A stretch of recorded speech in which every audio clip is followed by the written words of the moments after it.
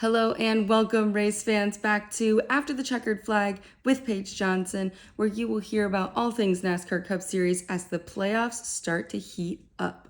This weekend, we started off the 2025 NASCAR Cup Series playoffs at the legendary Darlington Raceway. The Lady in Black delivered a race full of dominance, drama, and dashed some dreams.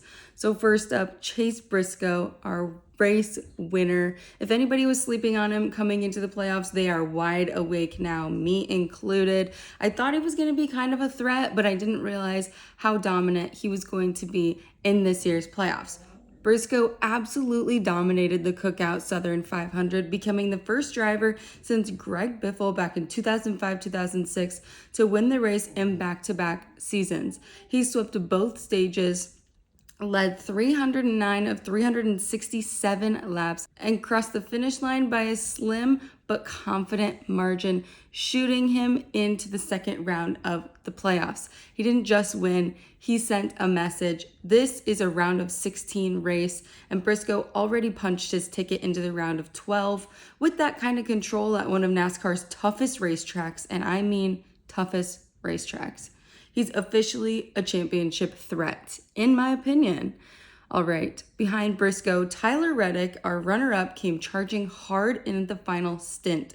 He closed the gap at the checkered flag, but here's what made his run even more impressive.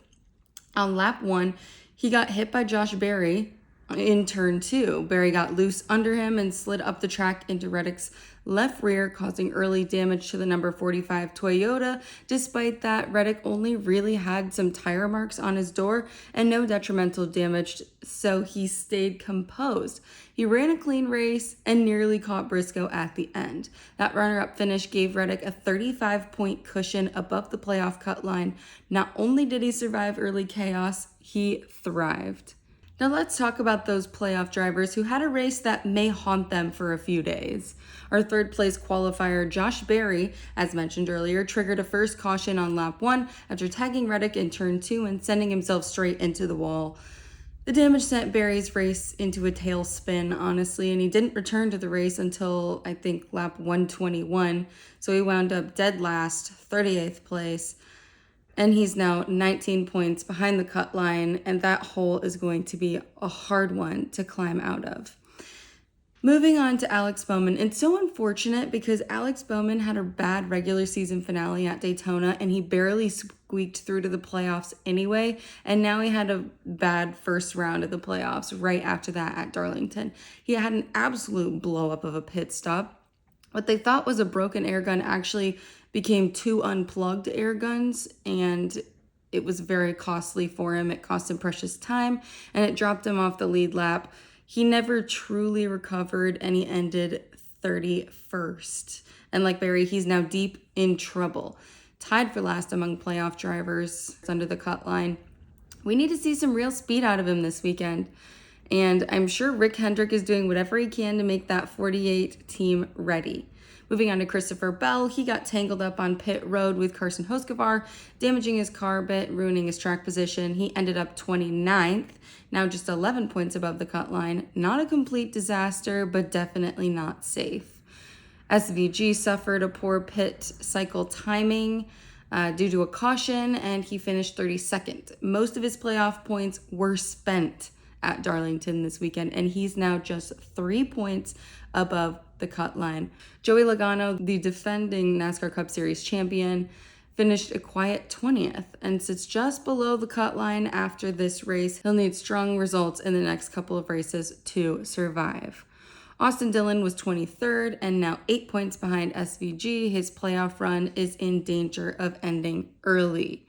Most of the playoff drivers didn't do honestly really that well this weekend, but let's check in on some of the other playoff drivers who had solid or okay nights. Bubba Wallace stayed clean. He brought his car home 6th. This result gives him a 25-point cushion above the cut line. Not locked in, but a nice safety net.